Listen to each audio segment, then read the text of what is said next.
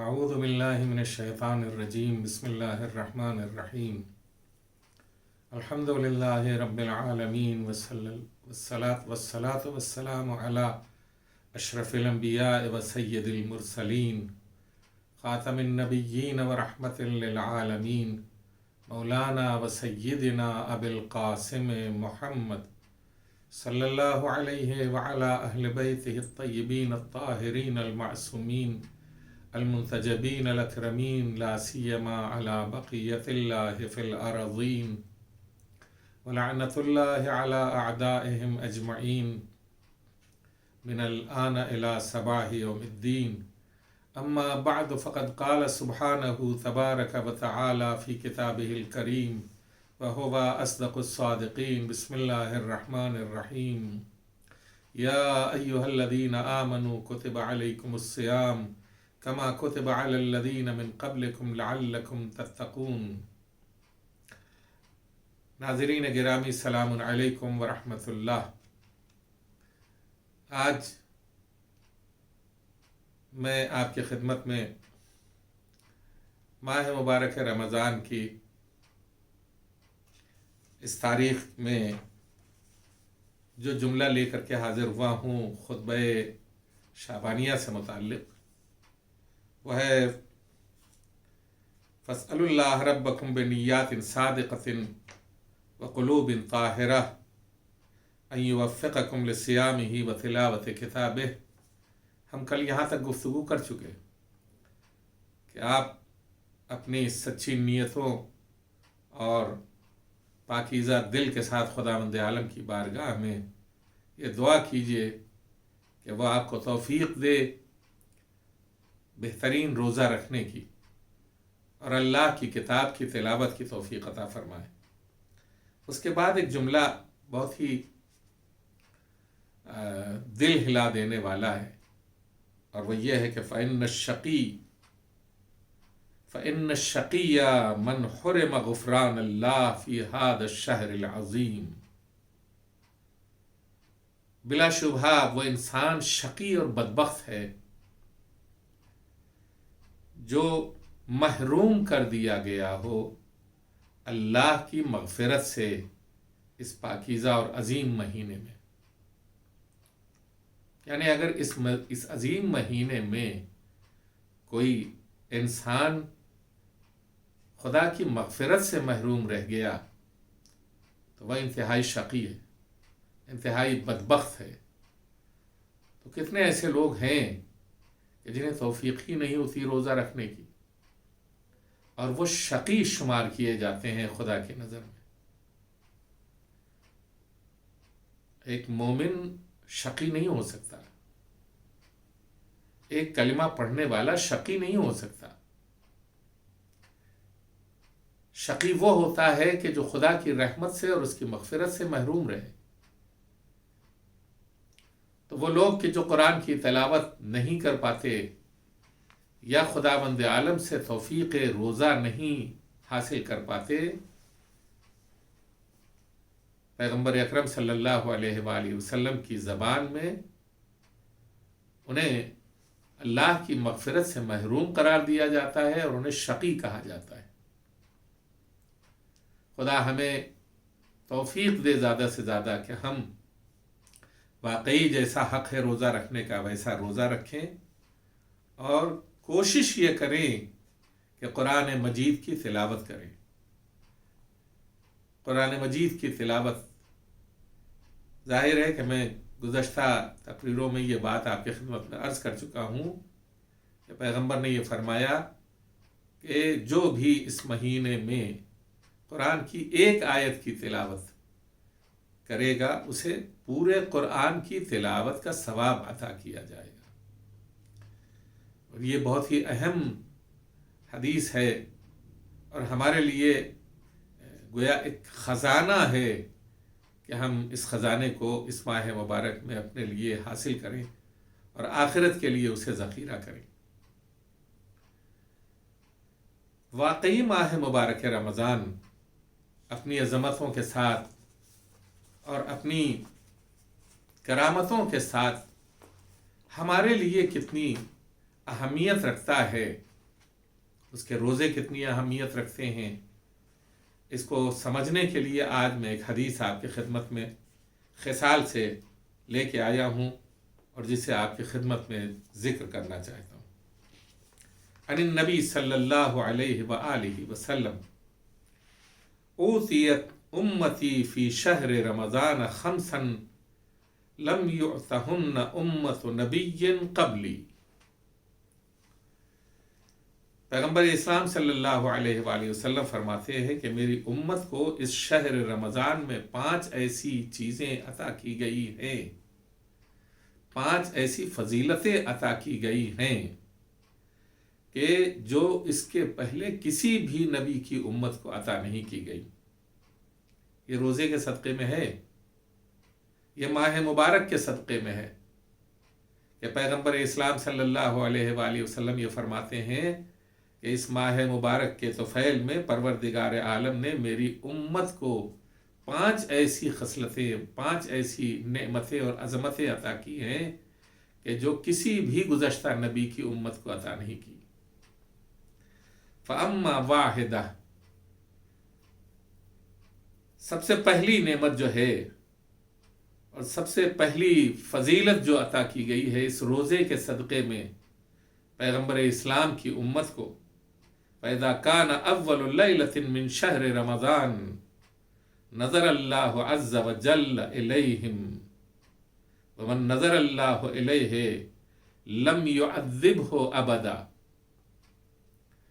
سب سے پہلی بات جو ہے وہ یہ ہے کہ جب بھی ماہ مبارک کی پہلی شب آتی ہے تو پروردگار عالم روزہ داروں کے اوپر توجہ کرتا ہے، یعنی رحمت کی نگاہ ڈالتا ہے، توجہ کے ساتھ دیکھتا ہے۔ ایک دیکھنا اچٹتی ہوئی نظر کا ہوتا ہے، ایک دیکھنا توجہ کے ساتھ اور غور کے ساتھ ہوتا ہے، دونوں میں فرق ہے۔ ایک ہے انی رأیت احد عشر کوکبا، میں نے دیکھا، لیکن نظر جو ہے افلا ينظرون الى الابل کیف خلقت، وہاں یہ ہے کہ میں نے دیکھا 11 ستاروں کو، لیکن یہاں افلا ينظرون الى الابل کیف خلقت، کیا تم اونٹ کی طرف نہیں دیکھتے، توجہ نہیں کرتے کہ وہ کس طرح خلق کیا گیا ہے؟ وَإِلَى السَّمَاءِ كَيْفَ رُفِعَتْ، اور آسمان کی طرف توجہ نہیں دیتے اور دھیان نہیں دیتے کہ وہ کس طرح سے بلند کیا گیا ہے۔ وَإِلَى الْأَرْضِ كَيْفَ سُطِحَتْ، اور یہ سب نظر کے ذیل میں آ رہا ہے، یعنی توجہ کرنا، دھیان دینا۔ تو پروردگار عالم توجہ کرتا ہے، دھیان دیتا ہے ایسے لوگوں پر ماہ مبارک کی پہلی شب میں کہ جو روزہ رکھنے کے لیے آمادہ ہوتے ہیں۔ اور اس کے بعد ارشاد فرماتے ہیں پیغمبر اکرم صلی اللہ علیہ وآلہ وسلم کہ من نظر اللہ الیہ لم یعذبہ ابدا، اگر پروردگار عالم کسی بندے کی طرف توجہ کے ساتھ دیکھتا ہے تو یہ توجہ کے ساتھ دیکھنا اسے اتنا عظیم بنا دیتا ہے کہ لم یعذب ابدا، کہ وہ اس بندے کو جس کی طرف اس نے توجہ کے ساتھ دیکھا ہے اسے ہرگز کبھی بھی عذاب میں مبتلا نہیں کرے گا۔ یہ ماہ مبارک کی برکتوں میں سے ہے اور یہ پہلی منزل ہے۔ اس پہلی منزل میں پروردگار عالم یہ فرماتا ہے کہ میں جس کی طرف توجہ سے دیکھتا ہوں اسے کسی بھی طرح سے اور کبھی بھی عذاب میں مبتلا نہیں کرتا۔ مناجات شعبانیہ کا یہ جملہ ہے، انظر الیہ نظر من نادیتہ فاجابک، پالنے والے میری طرف دیکھ، میری طرف توجہ کر، نظرا ایسی نظر میرے اوپر ڈال، من نادیتہ فاجابک، کہ میں جب تجھے پکاروں تو مجھے آواز دے، مجھے جواب دے۔ نگاہ پروردگار نظر کے اعتبار سے ایسی ہونی چاہیے کہ اگر بندہ اسے پکارے تو پروردگار اسے جواب دے اور اس کی آرزو پوری کرے۔ اسی طرح سے ایک دوسری جگہ اس کی اور تشریح ملتی ہے نظر کی۔ لفظ نظر جو قرآن میں آیا ہے کہ افلا ينظرون الى الابل كيف خلقت والى السماء كيف رفعت، کیا تم اونٹ کی طرف نہیں دیکھتے کہ کس طرح سے اس کی خلقت ہوئی ہے، اور آسمان کی طرف توجہ نہیں کرتے کہ کس طرح بلند کیا گیا ہے، اور زمین کی طرف توجہ نہیں کرتے کہ کس طرح سے وہ بچھائی گئی ہے۔ یعنی غور و فکر کرنا۔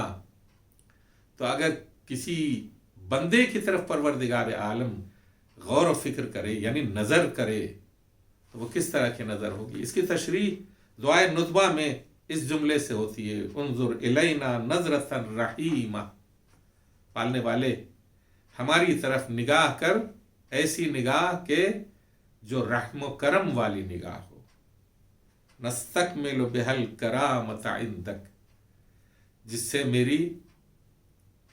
سے میں تیری نگاہ میں مکرم ہو جاؤں، میری کرامت اور بزرگی کامل اور اکمل ہو جائے۔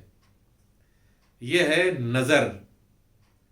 اور حدیث میں یہ آیا ہے کہ اگر پروردگار عالم کسی کی طرف نظر کرتا ہے اس مہینے میں تو ہرگز کبھی بھی اسے عذاب میں مبتلا نہیں کرتا۔ تو یہ برکت کس مہینے کی ہے؟ یہ برکت ماہ مبارک رمضان کی ہے۔ اور اس کے بعد دوسری چیز جو بیان کی گئی، ثانیہ،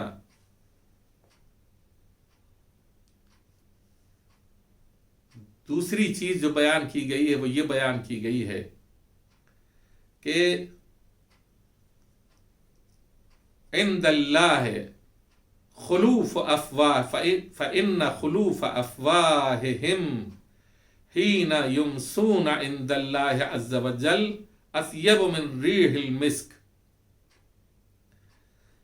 روزہ دار جب اپنے روزے رکھتا ہے تو کافی دیر تک نہ وہ کچھ کھاتا ہے نہ کچھ پیتا ہے، تو ایسے میں اس کے منہ سے ایک خاص مہک آتی ہے۔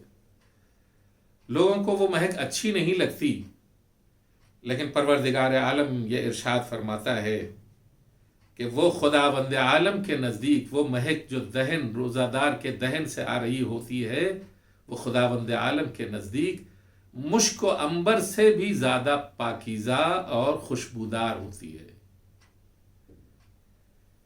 یہ بہت ہی اہم، یہ کیا ہے؟ روزے کا صدقہ ہے۔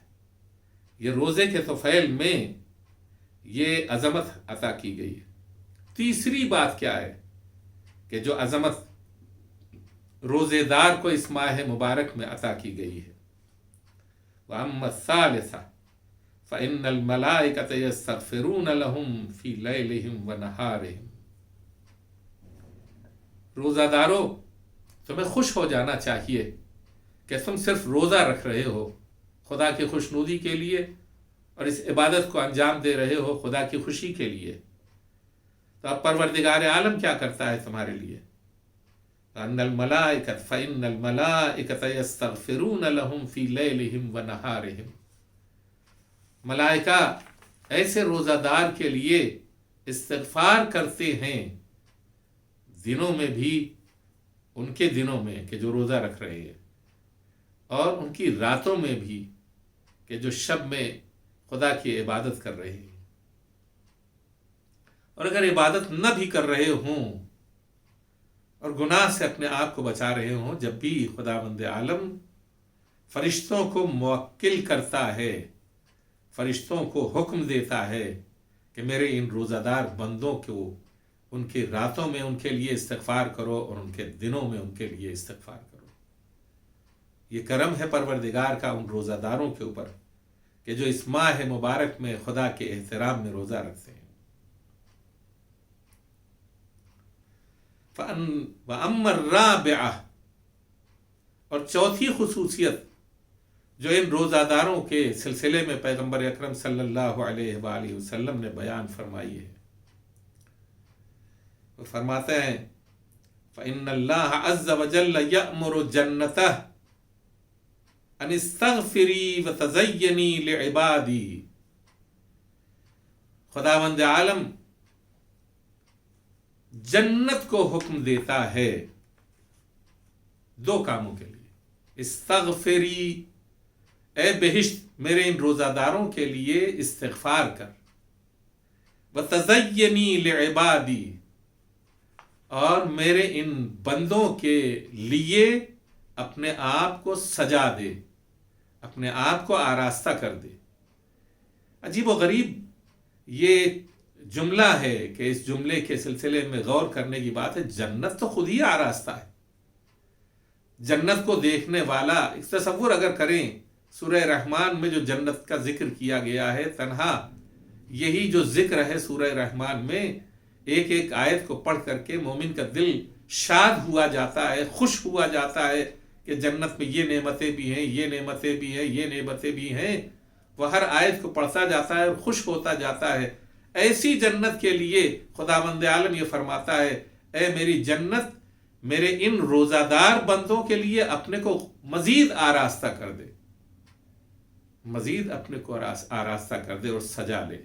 استغفری وتزینی، استغفار کر میرے بندوں کے لیے، روزہ دار بندوں کے لیے، وتزینی، اور اپنے آپ کو زینت عطا کر، اپنے آپ کو آراستہ کر۔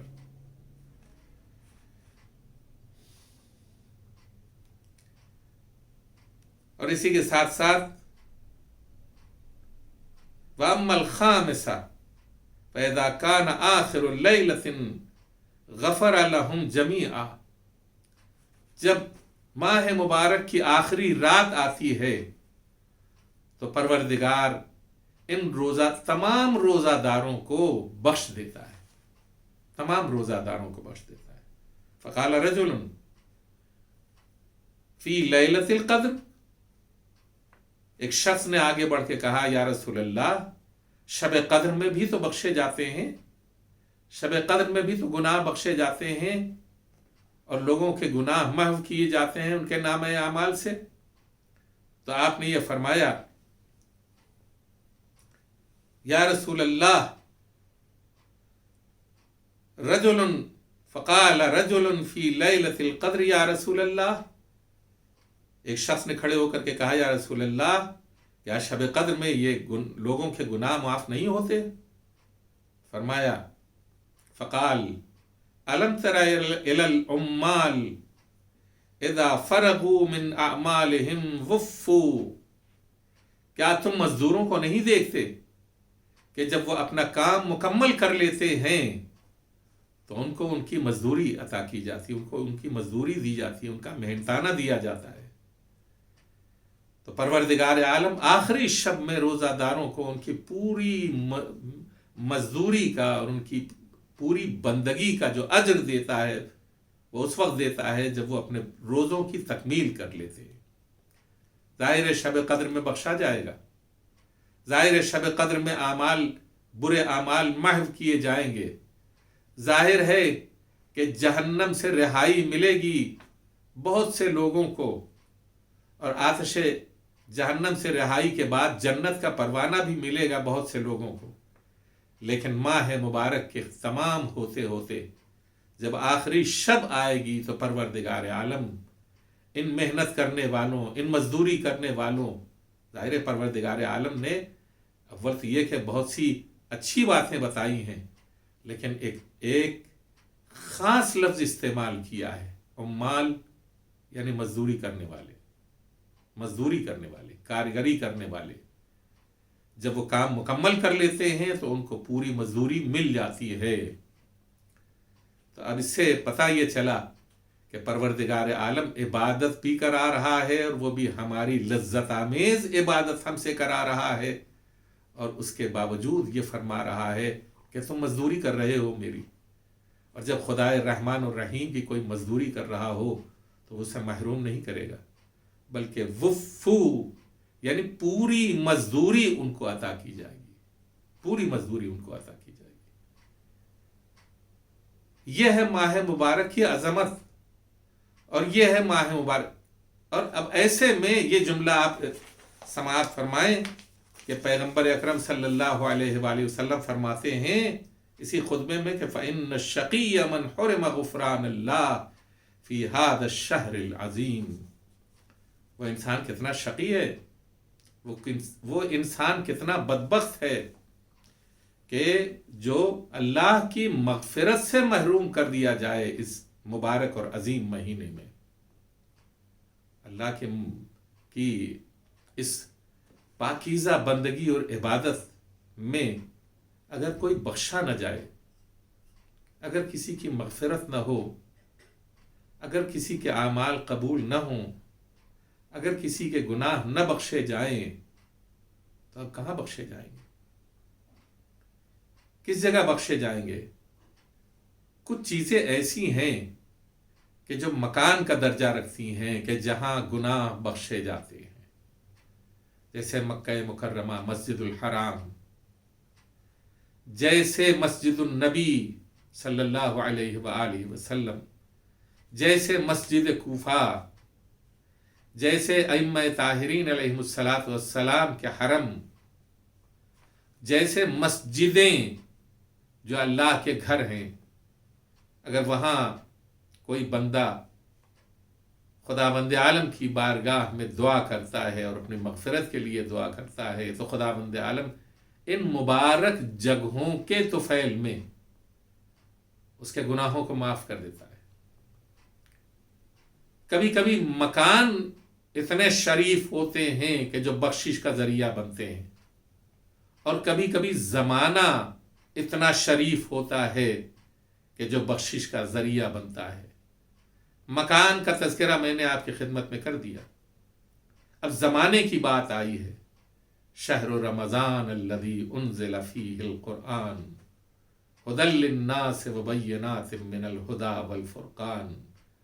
یہ زمانہ کون سا ہے؟ ماہ مبارک رمضان۔ ماہ مبارک رمضان میں آپ نے سنا ہے کہ شیطان قید کر دیا جاتا ہے۔ پیغمبر اکرم صلی اللہ علیہ وآلہ وسلم نے اسی خطبے میں یہ بات ارشاد فرمائی ہے کہ اس مہینے میں جنت کے دروازے تمہارے اوپر کھول دیے گئے ہیں۔ اس مہینے میں جنت کے دروازے تمہارے اوپر کھول دیے گئے ہیں۔ میں اسی جملے سے استفادہ کرتے ہوئے کہ فَإِنَّ الشَّقِيَّ من حرم غفران اللہ فی ھذا الشہر العظیم، شقی ہے اور بدبخت ہے وہ شخص کہ جو اس ماہ عظیم میں بخشا نہ جائے۔ آپ فرماتے ہیں کہ اس مہینے میں جنت کے دروازے تمہارے اوپر کھول دیے گئے ہیں، بس تم پروردگار عالم سے یہ دعا کرو کہ یہ دروازے تمہارے اوپر بند نہ ہوں۔ اس کا مطلب کیا ہے؟ مطلب یہ ہے کہ اس ماہ مبارک میں ہم اگر بے توجہی کریں گے، غفلت کریں گے، اس ماہ مبارک کی بے احترامی کریں گے، دوسروں کے سامنے کھائے پیئیں گے اور روزے کی بے حرمتی کریں گے، خدا کی نافرمانی کریں گے، تو اگر عام حالات میں سب کے لیے جنت کے دروازے کھولے گئے ہیں اور ہمارے لیے بھی جنت کے دروازے کھولے گئے ہیں، تو ہم اپنے اعمال سے جنت کے ان دروازوں کو بند کریں گے۔ اور وہ کس طرح سے؟ کہ ہم بے احترامی کریں گے ماہ مبارک کی، خدا کی نافرمانی کریں گے، روزہ داروں کے سامنے کھائے پیئیں گے اور غفلت کی زندگی بسر کریں گے اس ماہ مبارک میں، اور بے توجہ ہوں گے اور روزہ نہ رکھیں گے، تو خداوند عالم میرے اوپر کھلے ہوئے دروازے کو، جو جنت کے دروازے ہیں، ان کھلے ہوئے دروازوں کو میرے اوپر بند کر دے گا۔ اسی طرح سے پیغمبر اسلام صلی اللہ علیہ وآلہ وسلم نے یہ فرمایا ہے کہ اسی مہینے کی برکت سے تمہارے اوپر جہنم کے دروازے بند کیے گئے ہیں۔ جہنم کے دروازے بند کیے گئے۔ خدا سے یہ مانگو اور یہ توفیق مانگو کہ میں ایسے اعمال انجام دوں کہ تمہارے اوپر یہ جنت کے دروازے بند ہی رہیں۔ ایسا نہ ہو کہ تم ایسی حرام حرکتیں کرو بے توجہی کرو اور واجب عمل کو چھوڑ کے حرام کے مرتکب ہو، یعنی روزہ نہ رکھو اور لوگوں کا مذاق اڑاؤ اور اللہ کی نافرمانی کرو، تو نتیجہ کیا ہوگا؟ جہنم کے دروازے جو تمہارے اوپر بند کیے گئے ہیں وہ جنت کے دروازے تمہارے لیے کھول دیے جائیں گے۔ کتنا شقی ہے وہ انسان کہ جو اتنی عظیم عبادت کو، کہ جس میں پروردگار عالم نے فرشتوں سے یہ کہا ہے کہ تم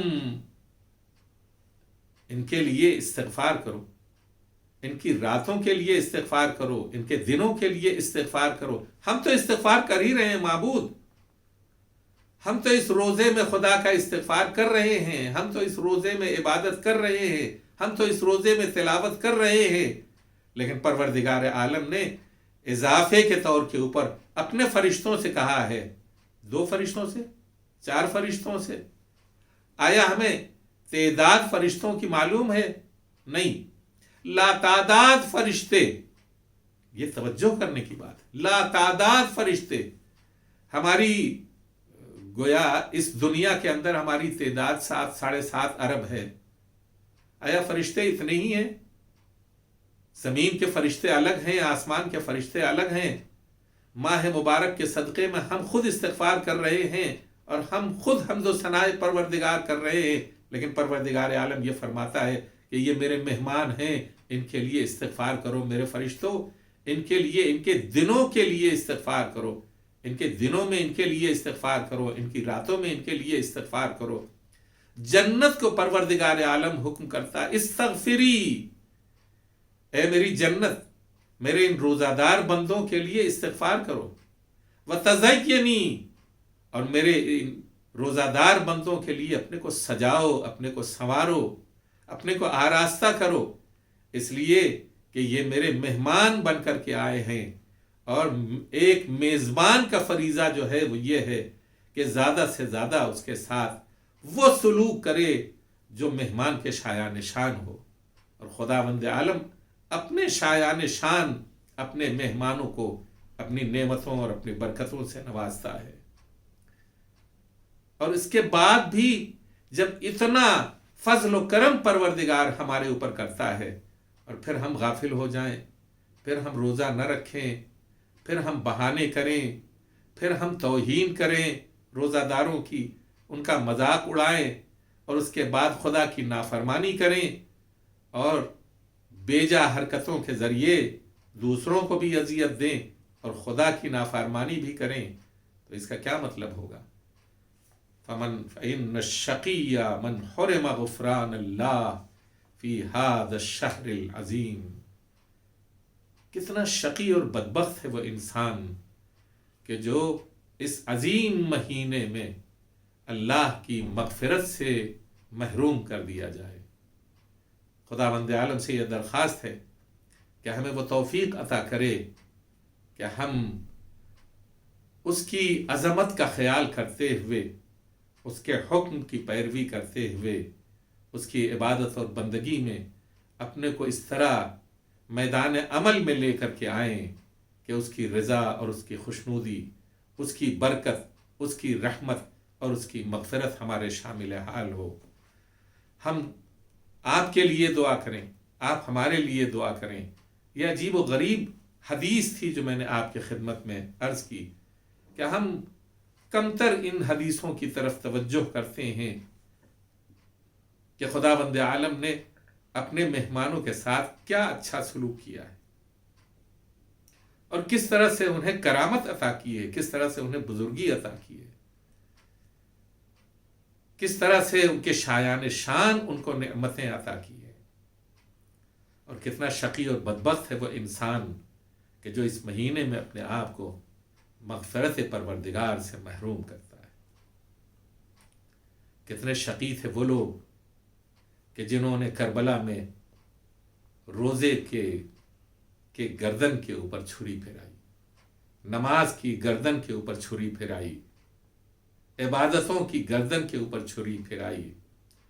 کتنے بدبخت تھے وہ لوگ کہ جو اس سوکھے گلے کے اوپر خنجر پھیر رہے تھے کہ جس نے 3 دن کی بھوک اور پیاس برداشت کی.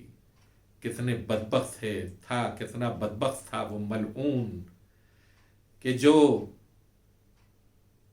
اس پیاسے حسین کے سوکھے گلے کے اوپر خنجر چلا رہا تھا، اور وہ بھی بہن کی نگاہوں کے سامنے، کہ جو قلعہ زینبیہ کے اوپر کھڑی ہوئی اس اندوہناک منظر کو دیکھ رہی تھیں. ایک شخص امام کے قتل سے پہلے اس نے یہ دیکھا کہ امام کے جسم سے اتنا خون بہہ گیا ہے، زخموں سے اتنا چور ہیں کہ اب یہ جاں بر نہیں ہو سکیں گے، لیکن اتنی تشنگی ہے کہ وہ فرات کی طرف دیکھ رہے ہیں، علقمہ کی طرف دیکھ رہے ہیں. آخری زندگی کے لمحات میں ان کے لیے پانی مہیا کروں، تھوڑا سا پانی لے کر کے آؤں اور ان کے حلق میں اتار دوں تاکہ یہ تشنلبی ان کی کچھ کم ہو جائے. وہ گیا اور پانی لے کے واپس ہوا، لیکن جب نشیب میں اتر رہا تھا تو نشیب کی گہرائی سے ایک شخص آتا ہوا دکھائی دیا، جس کے ایک ہاتھ میں کٹا ہوا سر تھا اور دوسرے ہاتھ میں خون آلود خنجر تھا. اس نے پوچھا، شمر نے پوچھا، کہاں جا رہے ہو؟ آواز دی، حسین کو تھوڑے سے پانی سے سیراب کرنے کے لیے جا رہا ہوں. آواز دی شمر نے، اب انہیں سیراب کرنے کی ضرورت نہیں ہے، میں نے انہیں ہمیشہ کے لیے سیراب کر دیا اور اپنے خنجر کے پانی سے سیراب کر دیا. لو یہ دیکھو، یہ حسین کا کٹا ہوا سر ہے جو میں نشیب سے لے کر آ رہا ہوں. وَسَيَعْلَمُ الَّذِينَ ظَلَمُوا أَيَّ مُنْقَلَبٍ يَنْقَلِبُونَ.